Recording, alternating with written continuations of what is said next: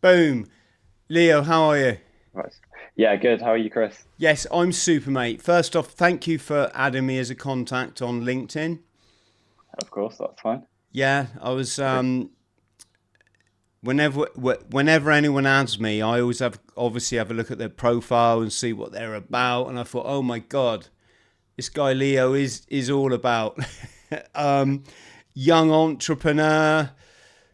Uh, I mean, you got a fascinating history. Grew up in Peckham, went to the hmm one of the worst public schools in London to one of the best, and back again. hmm TEDx speaker, which we'll come on to. Um, you understand blockchain, cryptocurrency, all this kind of stuff. Aspiring pilot, which is something I think I just mentioned. I'll hmm be fascinated to chat to you about, and also marathon running, which is something I've done a bit of, and you're going for a Guinness World Record. So, yes, welcome to the show. Thank you. Yeah, really happy to be here. And yourself, I went on to your profile on LinkedIn, and it's amazing to see you've done lots of different things, some of the Marines and the podcast. And as I said earlier, with the Marines was something that I was contemplating doing for a long time. Yes, that's an interesting one. Um, I speak to a lot of people that say, "Oh, I want to join the Marines," or "I wish I had done." Da da da da da da. It's all I'd say to anyone is, live your life, do Mm, do what's best for you. When I joined the Marines, Leo, we didn't have the internet. We didn't have the ability to research. We just knew the narrative that basically the TV told us that mm, there's good guys and there's bad guys, and we're the good guys, and and a lot of kind of military people kind of stick with that. It's like all it is that black and white for them. But after what we say on this channel, we got to be careful what we say about certain things because we get flagged. But after the events in New York and Washington, which were what 23 years ago now, yeah. I don't even. I mean, you would have been very young then. Um, Mm, yeah, it made a lot of us sort of start to question who's pulling the strings, what is conflict really about, and I think the kind of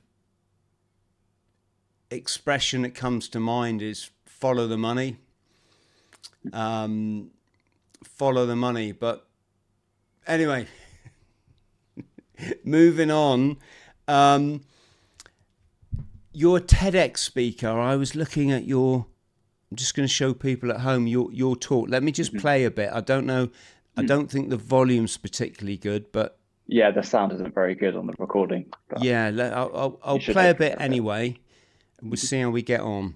Trade, evolving from barter to the use of precious materials such as gold and silver, then to money, cash and coins, and currently online banking. But what comes next? Well, it could be cryptocurrency. During my research for this talk, I'll stop it there because I don't know how much Mm, people at home can realise. But so, for those people that are not familiar with this sort of thing, I think most people mm. pretty much are. But what is cryptocurrency? So cryptocurrency is a digital currency. It's a decentralized currency. So that's where it differs from your traditional currencies like pounds and US dollars. So it's not controlled by any governments. As I said on, I think it was included in that clip, I'm not sure.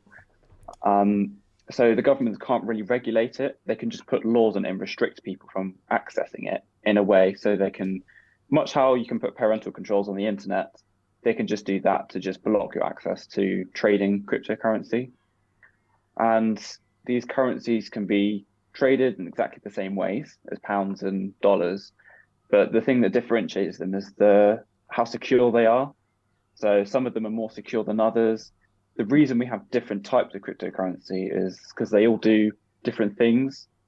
So some have strengths, some have weaknesses. So Bitcoin, which everyone would have heard of, the blockchain that it runs on is much more efficient than other currencies, but there are currencies that are quicker. So they all just have advantages and disadvantages, and that's why there's so many.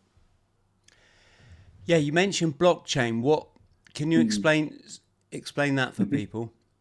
Yeah, so if you imagine a really long chain of, say, cubes tied by a string. So you have a string, you put one cube on and another cube, but you can't then change the order of the cubes once they're on the string. So every time a transaction is made, the details of that transaction are recorded on something called a block, which is those cubes that are on the string. That's then slotted on top of the previous transaction that was made. And it also includes the details of the previous transaction so that hackers can't change it, because as soon as it does, it will no longer match because the details below and above are recorded on the block. Does that kind of make sense? It's difficult to explain sometimes, but that's why I included the visuals on the TEDx to help explain it a bit more. But the blockchain is just a long chain of these transactions recorded in blocks. And this ledger, I suppose we can call it a ledger. Mm. Is it totally incorruptible? To a point, if you compare it to banks, for example, it is a million times more secure because a copy of the ledger is recorded on every single computer that has ever mined cryptocurrency ever. So when I was, how old was I, 14, 15, I bought a PC and I mined cryptocurrency when I was at school. And I was at school for like 14 hours a day because I'd go in for breakfast and stay till dinner. So I'd come home and I'd have X amount of Bitcoins. It would have been 0.00001 Bitcoins, but it was still probably like £5 or something like that a day. And so my computer had a copy of that ledger so that if a hacker wanted to change the order or send themselves money, they'd have to hack my computer, but also the other millions of people around the world who are mining it to change the details of the ledger, if that makes sense. Yes, got you. It's kind of like the transactions are shared, sort of globally, where as opposed to being kept individually and Yeah. open to corruption. How does it, when you look at the established banking system, and we've got this central banking system that's kind of infiltrated every country worldwide. They have the ability to print money at will, lend money that doesn't even exist, and then charge interest on that money. That's obviously there's people got powerful interests in that system.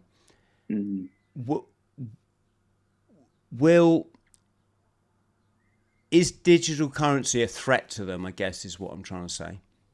My personal opinion is yes, because I went to on the TED Talk the previous types of transaction that we've had, and I might not be able to recite them all word for word, but we started off with barter. So if I give you this pen, I'll have the post-it notes.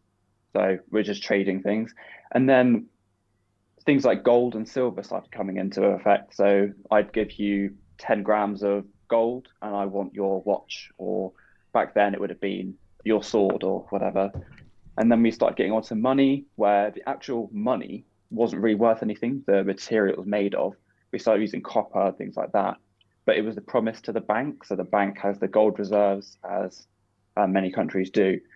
And then we've gone on to the current system of cash coins and online banking. But the digital system, as in cryptocurrency, I think is a massive threat because it's much more secure, much faster, and the banks can't control it and charge people interest. Because it was interesting earlier, you said about printing more money.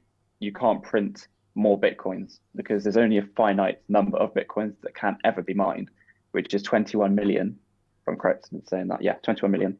And once they're all mined in the coming years, there'll be no more. So inflation, deflation won't really be a thing with Bitcoin, much like it is with pounds, a massive problem with pounds at the moment. So is Bitcoin backed by precious metal? No. Not at all. Bitcoin, no, I don't think it's really backed by anything. I need to do more research into that, but as far as I'm aware, it's just backed by, I mean, people are using it. That's why some cryptocurrencies have just been made for a joke, because they're really easy to just start cryptocurrencies. So I don't know if you've heard of Dogecoin, for example. That was a coin that was made by, I think, someone in Asia, and they made it as a joke. But back when cryptocurrency, and it was all a massive hype in the media. So Dogecoin was just hashtagged, shared everywhere.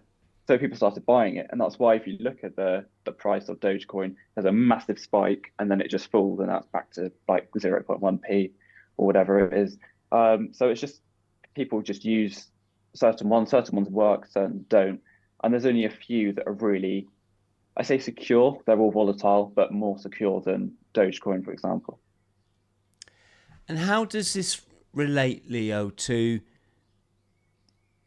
central banking digital currency? Well, I mean, the central bank don't have centralized currencies. And by centralized, I mean controlled by someone. So the pound is a centralized currency. It's controlled by the Bank of England, the central bank. In America, they actually call it the central bank, and that I think it's called the Federal Reserve, but that's their central bank, and it controls the US dollar. Whereas, as I said earlier, cryptocurrency isn't controlled by any government or anyone particular. It's just controlled by every single computer that mines it. So I actually have a piece of the ledger from back in 2020 when I did it. And that's what I mean by decentralized. So that's the main differential between the two. And one of the main reasons I think cryptocurrency is just more secure. Yes. I'm just trying to, I mean, a lot of my audience are kind of aware of the way everything is becoming sort of centrally controlled, digitalized, even, you know, from our sort of the electrics in our house, our movements, our surveillance, and I'm wondering if cryptocurrency is like a good thing because you can be outside the system, or whether the central banking system is going to kind of implement their digital currency and kind of, what's the word, you know, storm over everyone. Because the future implications of that could be quite frightening. For example, all the people that maybe don't want to go along with a current narrative, whatever it might be. I think if I say health narrative, I think a lot of people can envision what I'm talking about. You know, maybe you were at a protest in London last week, and you go to the supermarket and you try and pay on your card, and oh, sorry, sir, you've been flagged as a, you know, potential terrorist. Your money's been stopped. Do you have any thoughts on that? Yeah, I mean, I've done some research into countries like China, who is really frightening because they're implementing these things already. So they have things where CCTV, so if they catch you, the CCTV catches you jaywalking, for example, so crossing the road, not a cross section, you'll get fined to your bank, instant. It just deducts money.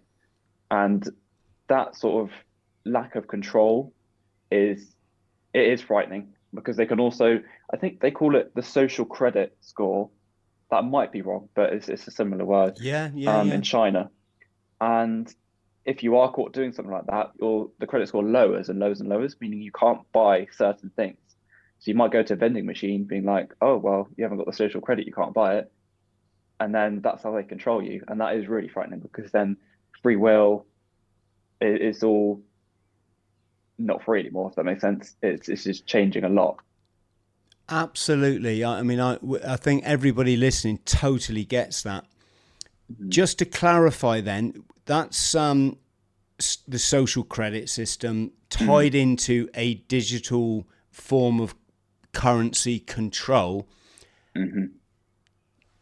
For us thickos, is that then related to cryptocurrency, or is that just like... So no, at the moment it's not. It's just your general bank account. So I can't remember what the currency is in China, but it just dips into their bank account that's centrally controlled, which is why they can do it. Whereas if it was cryptocurrency, they wouldn't be able to just dip in your bank account and take out a Bitcoin because you did something wrong, jaywalking or robbed a shop or anything like that. Because China don't control it, it would be impossible for them to, well, I say impossible, a very, very small, like 0.001% chance, because as I said earlier, they'd have to hack into every single computer and change everything at the exact same time.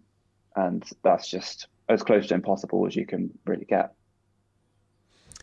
And we're kind of seeing a move towards that in the UK now, are we not? Because, for example, people that used to get tax credits because they were on a relatively low income, and they got this kind of subsidy from the government, and all that now has changed to, I'm not sure the name of it, but Not sure either. Social credit. Okay. Yeah. You know, something along those, and that's immediately frightening because,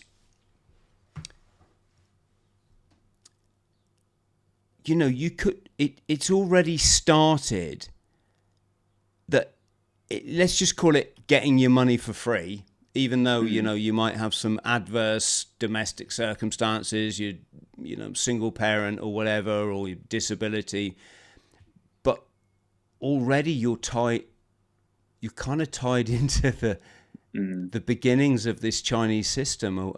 Are we not? Yeah, and that's my fear, is they're just going to slowly implement it and be like, no, we're not doing what China's doing. We're just adding this rule now. And then now we're adding social credit, but we're not doing that. We're not deducting money for doing things like that and not letting you buy things. And then just gradually, without anyone noticing, we end up in 50 years like China, where suddenly I'm getting fined because I didn't press the button on the light, and now I can't buy a Domino's. Yes. Leo, do you think you seem to have quite a good grip on it? But I was at a club, I say recently, it's probably about a year ago now, and I rocked up at this club with a friend. What was it they were asking for? They were like, they wanted some sort of like digital ID. I can't. Okay, yeah. You know, something that's been in. And all the young people were like, whoa, flashing their phone and going in the club. And when I stopped and held up the queue, I'm like, what are you on about? I'm not showing you nothing to go in a club. What? That's just insane to someone of my generation. And all the young people behind me are like, oh, we just can get out of the way. And they're all there willing to flash their phone. And is it, do you feel a bit estranged from your sort of cohort? Because you seem a bit smart. Oh, what do you mean in like how, like knowing it works? Yeah, I mean, How you it seem works? to have a grip on all of this, whereas I think your average young person just like has no clue that buying into all this agree. digital identity, digital credit, whatever it might be, ultimately is not really going to lead us. Some would say to a good place. Yeah, I mean, you're controlled by the phone pretty much. If the government controlled off your phone, which we all know that they can, and they probably do to most people, but then your passport, so there's now e-passports. I did this when I went on a holiday a couple of months ago. I always bring my passport with me just in case, because otherwise I might be stuck in a foreign country if my phone decides to not work, or they have control of it if they don't want to let me in or whatever. So yeah, these e-passports, I went to the gate and used it, and I was really amazed how you can they just scan the phone, and they've also got these gates at Heathrow and Gatwick now, where they don't even have people. It's a machine that scans your face, goes up to your height and just lets you through the barrier. So, and again, that's controlled by the government. So they could, not saying they will, but they could in 50 years be like, oh, well, you've come back from whatever country, but you've been doing these robbings, you've been crossing the roads, you've been, some of those are criminals, so we're not going to let you in. The system just might not let you in. And then you're stuck because we've put all of our trust into this system, which isn't manned. So if it makes a malfunction or says that this person can't come in, what can you do? Leo, let's move on, because I didn't really want to talk about doom and gloom, but I really think it's good to bridge the gap between the older generations and the younger with respect to this sort of thing, because the implications of it can be, really 1984. But your history, you grew up in Peckham. Mm-hmm. Do you know Del Boy? That boy. And Rodney? I've heard of it. Del Boy and Rodney? I've heard the name. I don't know where it's from. Only Fools and Horses. Okay, yeah. I watched a couple of episodes. Hey, you're showing your age, mate. No, I'm showing my age. It was an incredibly hilarious. Well, we thought it was. Back in the days when I used to watch television, it was a funny comedy series, and it was about this scammer duo, two brothers, and they lived in Peckham. They lived in the Nelson Mandela Tower block, and it's kind of become part of British TV culture. But I guess what I'm getting at is it can be a bit of a rough place there. Am I right? Yeah, definitely. There's a lot of it sounds alien to people where I live, because I've told people before, but there's a lot of like stabbings, crime, robberies. You'll sleep through the night and you just get used to, I call it like the London noise. You just hit like the sirens, the screaming, the shouting, arguments, everything.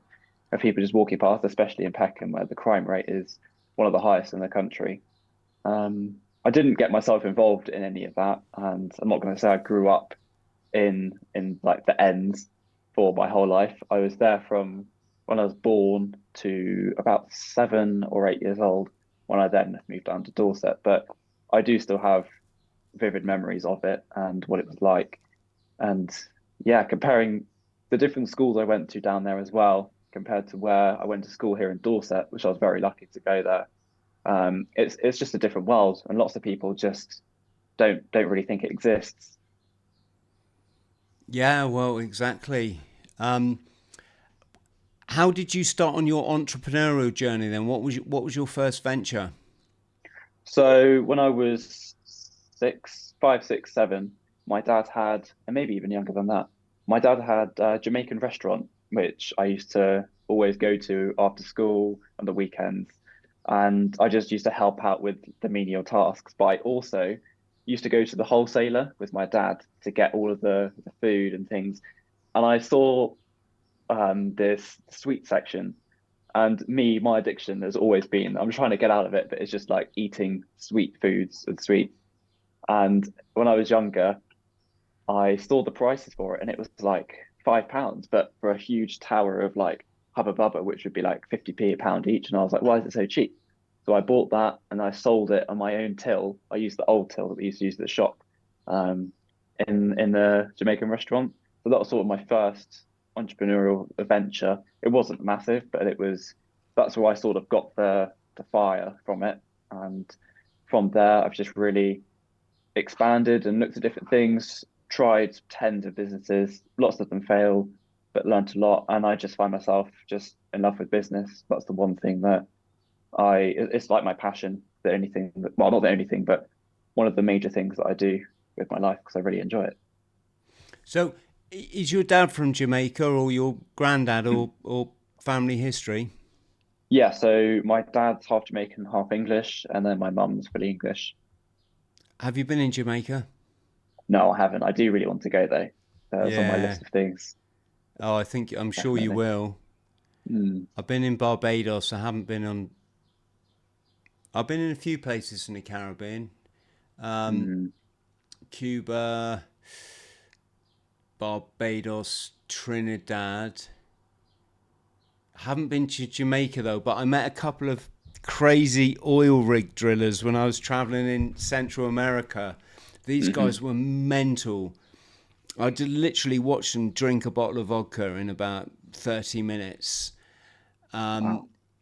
And they'd gone on a yacht to Jamaica. They got this free passage by crewing on a yacht crew, but because they'd come in by yacht, they didn't have a return ticket, as in a airline ticket. And when they got to the dock, they said this really friendly local guy came up and went, "Hi guys, I'm going to take you to immigration," and basically what it was is this guy knew that they wouldn't have had a return ticket, and the scam was you take them to the police station, they then get arrested, back, and then they get extorted to, get out the country, or basically get out the jail. And these two guys, they were Canadians. They were so funny. They were unwittingly, they were the funniest guys I think I've ever met. They were saying that they said, "Chris, they locked us in this dungeon. It was like a dark cave underneath the prison." He said, "We're in there with like muggers, rapists, killers." He says, "So we kind of like scooched away into a corner and we let, we tried to avoid them." He said, and then they all formed a circle and one of them sparked up a joint. He said, then we kind of scooched into the circle. It was, these guys were just hilarious, and then they said they paid this extortionate fine to get bailed or released or whatever. They took them to the cash point and they made them like empty their account for bail. Then they made them buy this ticket out of the country, even though they'd gone there by yacht anyway. And they said the next day we're walking down the street and the police chief that's just locked us in his jail, extorted all our money out of us. He said he's walking down the street and he's like, "Oh, hi guys, how you doing?" And then like, "Fuck off, we're not doing well. You just literally robbed us of all our money." But sorry, I'm not clichéing Jamaica, folks. I watched the Bob Marley film the other day. It was absolutely incredible. But yes. Anyway, moving on. What do you want to tell us about your charity challenge? Yeah, so I'm attempting a world record to become the youngest person to ever complete the marathon majors, and they're the 6 biggest marathons around the world. So I did London in April, and they're all for different young people's cancer charities. So I did for Young Lads versus Cancer in April, and I raised just over £2,500 for them, which is really good. And then I'm going to try and hit a similar target for the other 5. And the next one's Chicago in October for Make-A-Wish UK. And they grant terminally ill children wishes. So if they want, they have one wish to do anything in the world, and that charity allows that to happen. And that's for the Chicago one. And then the next year, I'm hoping to complete them all and get the Guinness World Record. So what is it? It's London, Chicago, New York, Boston, Berlin, and Tokyo. Be careful in the Boston. Things go bang there, apparently. My friend was doing the Boston, and I'm going to say alleged here, folks. The alleged bomb went off in the bin or whatever, and I was on the phone. I was like, are you all right? Are you all right? Apparently, they all got diverted. They got about a mile from the finish, and suddenly they were sort of shifted to another finish line. But do you do a lot of training? So for the first one, I had a 16-week plan, which I did follow, but there was a few injuries, so that kind of limited the training. And then the last 2 to 3 weeks, I went on holiday, and then when I was on holiday, I was sat on the sunbed in the sun. I was just like, nah. So I didn't go for much running for the last few weeks, which did hinder the performance massively in London. So I'm going to really try to get the time I wanted for Chicago in October. I mean, I do have 5 more attempts, so should get it hopefully in one. What was your London time? 4 hours and 20, just over 4:20. That's not too And bad. yeah, it wasn't too bad. I was aiming for under 3:40, and I was on track until about halfway, and I was feeling really good. And then my legs just seized and cramped up, and I've never had that experience ever in my life, and I don't want it again. But that's why I just keep stopping and walking and limping. It was really, really frustrating, but that's why you train, I guess. Yeah, it's a funny thing, the London. I did it in 2005. And all my training back then was crammed in between partying.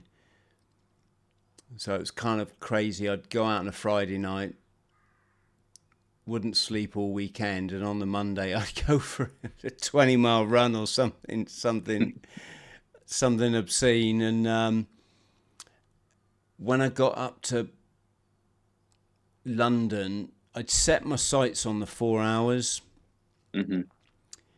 and everything was going all right until 19 miles. I didn't really feel anything, and then suddenly it all just came on. I guess I was hitting the wall. And at the 23-mile mark, Johnny Wilkinson, who was, well, still is a very famous English rugby player, was handing out Lucozade, and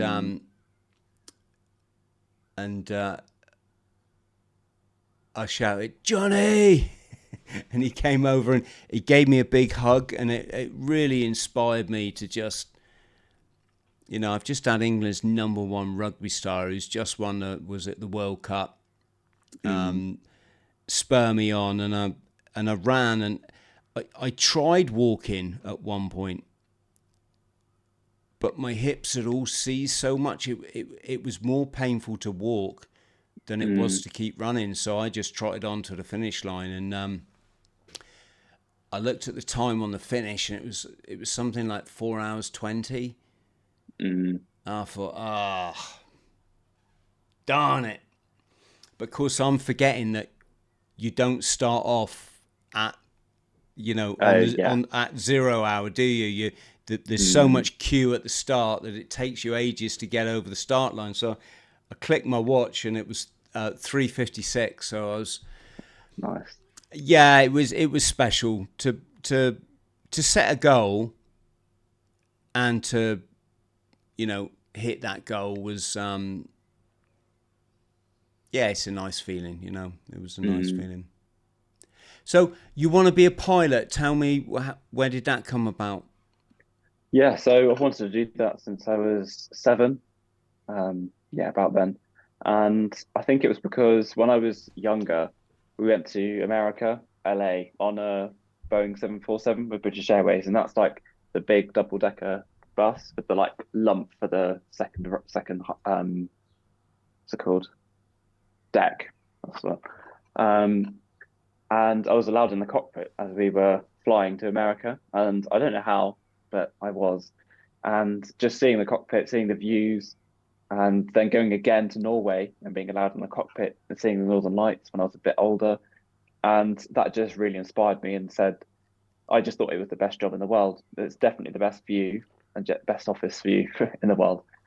And yeah, just been trying to pursue that for a few years, and it might get pushed back a bit because I'm going to do some business things and start some companies. but I will do it at some point. Mate, we'll come back and talk about that, but you are doing a lot. Mm. I'm just going to... So you've got Dorset Services. Just show our friends at home your website here. This is what, landscape gardening? Yeah, exactly. How do you start a company like that? So it started as a very, very small business when I was 13, 14, and it was just me doing my neighbour's garden once a week, just cutting their lawn with their lawnmower. And then I just looked for ways to expand slowly. So I then started doing the lady's dog down the road, the man's patio, power washing, and it just grew and grew and grew to the point where I started reinvesting the money in year 11. How old are you there? 16, about then, 15, 16.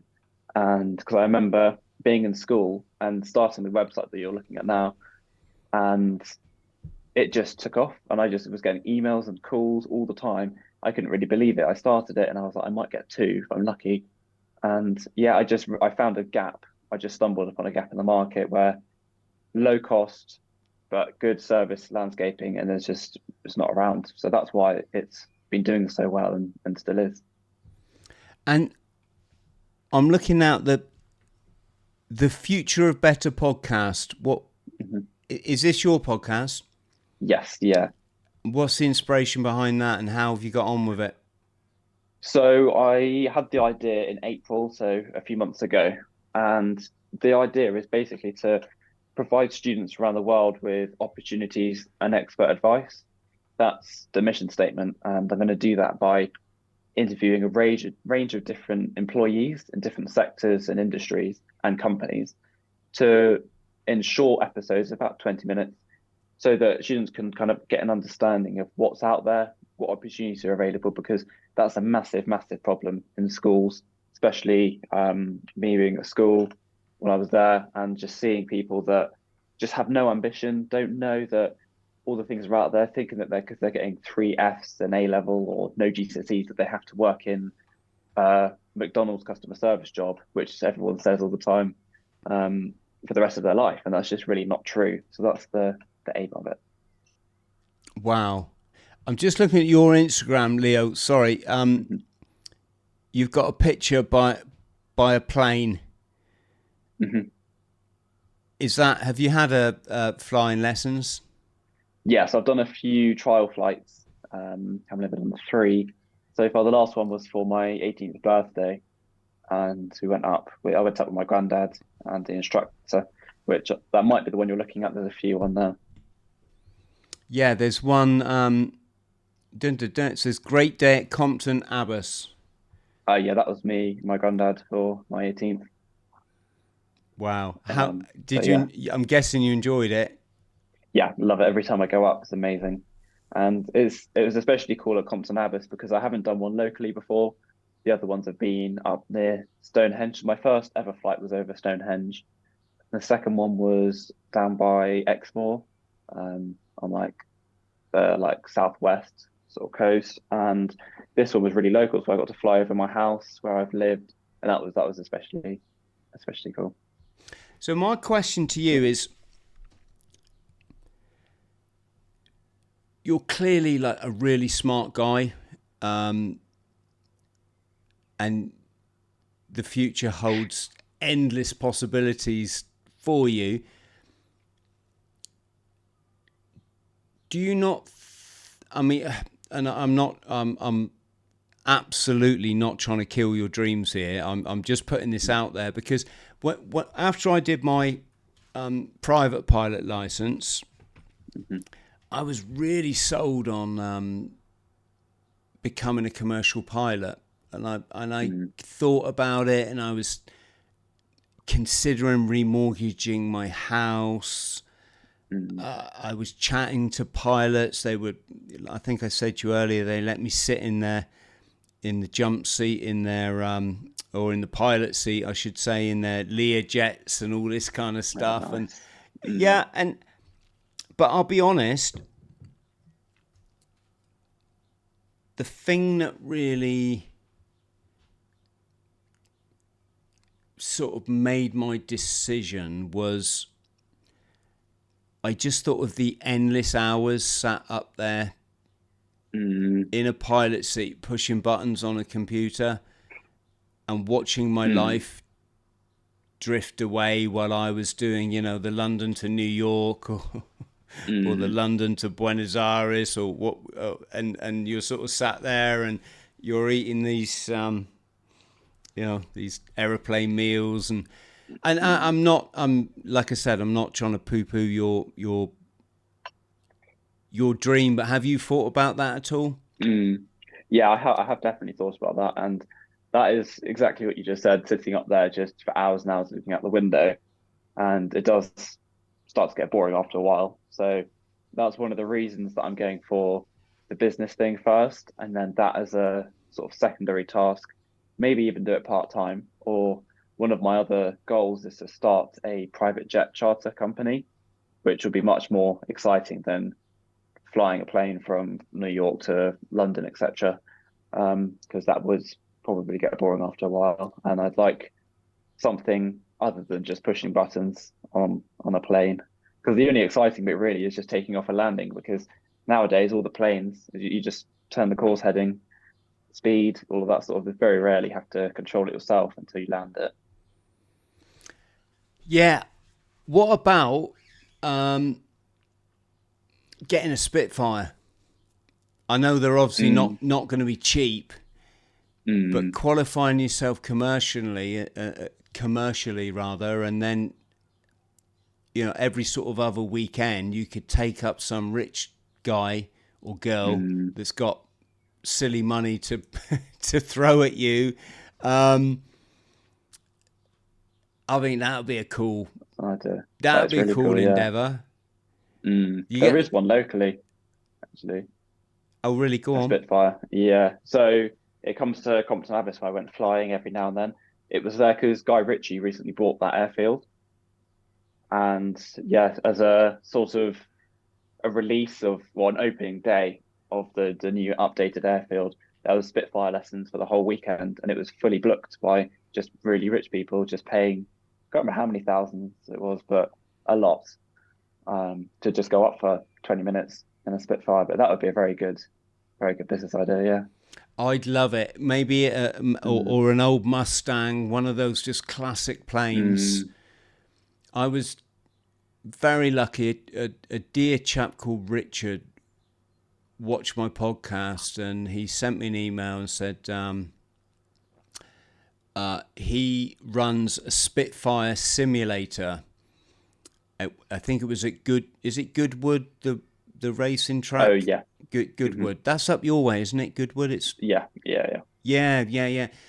So I went up there with my family, and we all got to fly an actual it's an actual Spitfire. It's the whole, fuselage. Not well. I mean, the whirlwings on it, but and it's all computerized basically. So you sit in there as a pilot, and you have to you have to go through ground control and air traffic control and take off, and you can program into the computer where you want to go.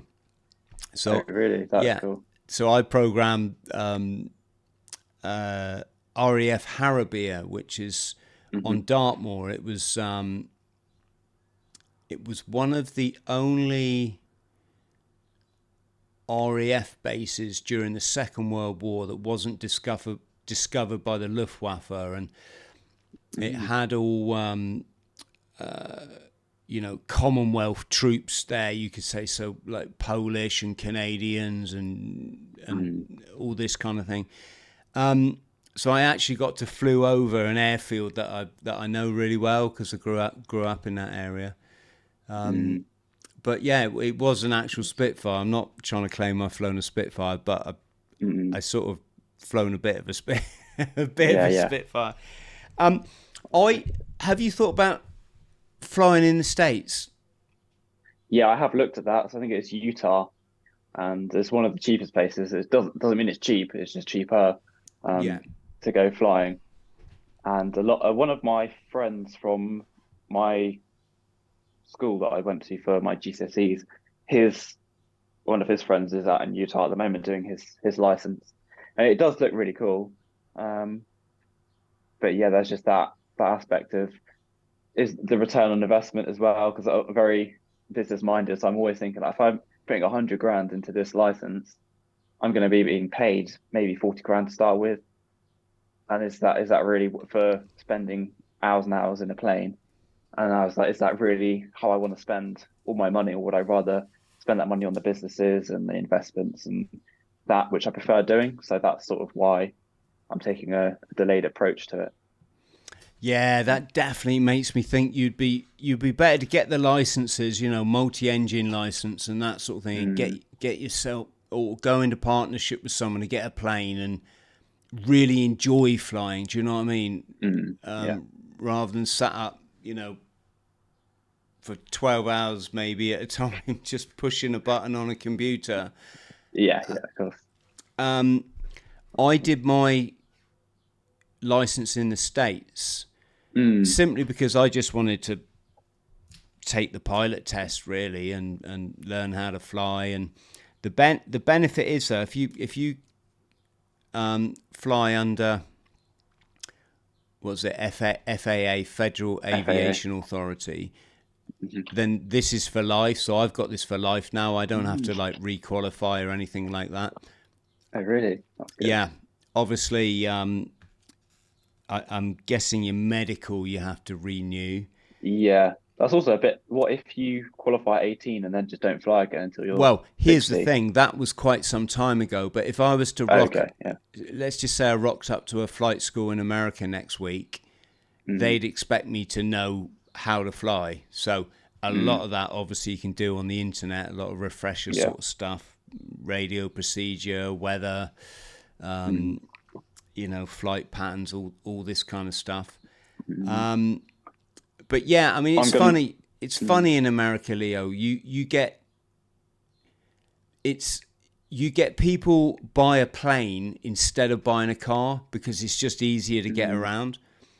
Yeah, and that makes sense. They'll fly from ranch to ranch. You say they're a farmer, they'll fly from ranch to ranch to see their buddy and drop off some stuff.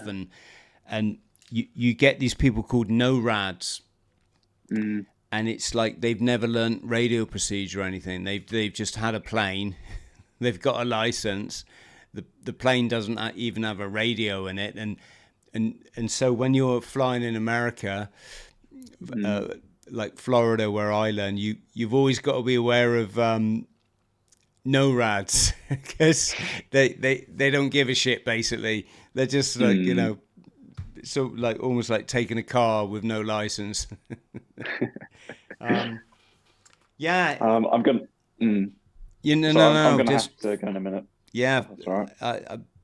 Fascinating, mate. I wish you all the best with whatever you decide to do.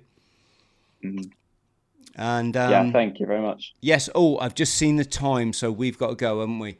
Leo, absolute legend. Really, thank you so much for coming on the podcast. Thank you very much. You're getting prompts there. Yeah. Don't feel you got to stay on the line. I'm just going to play us out, but just thank you so much. Let's chat again. Oh, amazing. Yeah, thank definitely. you to everyone out there. Please, folks, check if you're liked and subscribed. And I'll see you soon. Thank you, Chris. Cause I've been living life right like I could just die.